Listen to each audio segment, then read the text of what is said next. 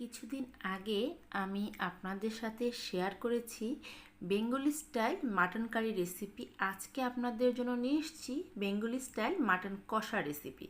কীভাবে বাসায় খুব সহজে মাটন কষা তৈরি করা যায় সেই রেসিপিটাই শেয়ার করব। এখানে আমি কড়াইতে দিয়ে দিয়েছি 1 কেজির মতো খাসির মাংসগুলো একটু বড় বড় করে কেটে নিতে হবে। অর্থাৎ আমরা কাচ্চি বিরিয়ানি করার সময় যে মাংসগুলো কেটে নিই আমি ওইভাবেই নিয়েছি। আপনারা চাইলে ছোটো করেও কাটতে পারেন, তাতে কোনো সমস্যা নেই।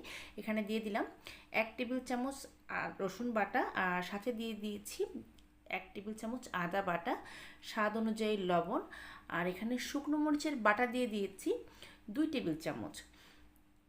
এখন এই মাংসগুলোকে খুব ভালো করে মেখে নিচ্ছি। আমি কিন্তু পেঁয়াজ কুচিটা আগেই দিইনি, আগে মশলা দিয়ে মাংসটাকে খুব ভালো করে মেখে নেব, যাতে করে মাংসের ভিতরে মশলাটা খুব ভালোভাবে যায় আর রঙটা সুন্দর হয়। এই জন্য আমি বাটা মশলা ব্যবহার করেছি। আপনারা গুঁড়ো মশলা দিয়েও রান্নাটা করতে পারবেন, তাতে কোনো সমস্যা নেই। তবে বাটা মশলা দিয়ে রান্না করলে কিন্তু স্পেশালি খাসির মাংস খুব সুন্দর হয়। এখানে আমি আরেকটু আদা বাটা দিয়ে দিচ্ছি, কারণ আমার মনে হয়েছে আদা বাটা একটু লাগবে, এজন্য আরেকটু আদা বাটা দিয়ে দিলাম।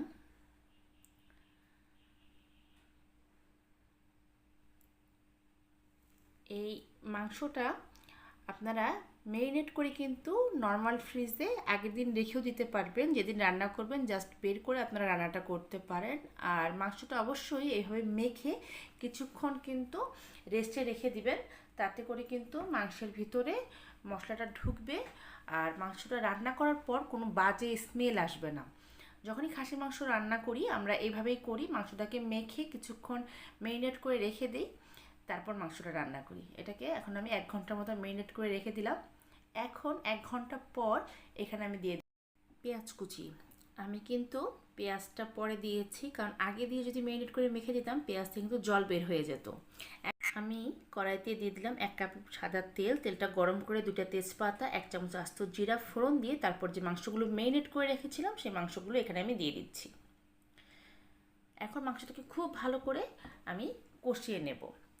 কষা মাংস বলে কথা, মাংসটাকে কিন্তু খুব ভালো করে একটু কষিয়ে তারপর রান্না করতে হবে, তাহলে কিন্তু এই কষা মাংসটার টেস্ট খুব ভালো আসে। চুলার আঁচটাকে কম রেখে আমি এটাকে ভালো করে জাল দিয়ে নিচ্ছি।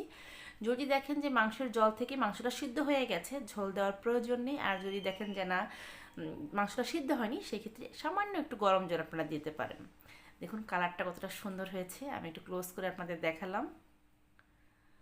এখন এটাকে মিডিয়াম হিটে আমি 30 থেকে 40 মিনিট এটাকে ভালো করে রান্না করে নেব, তাতে করে মাংসটা সুন্দর একটা কালার আসবে, প্লাস মাংসটা ভালো মতো সিদ্ধও হয়ে যাবে।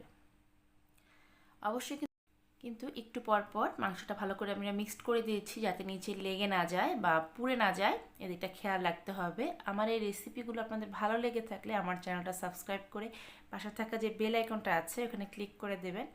আমি এরকম রেসিপি আপলোড করার সাথে সাথেই আপনি নোটিফিকেশন পেয়ে যাবেন।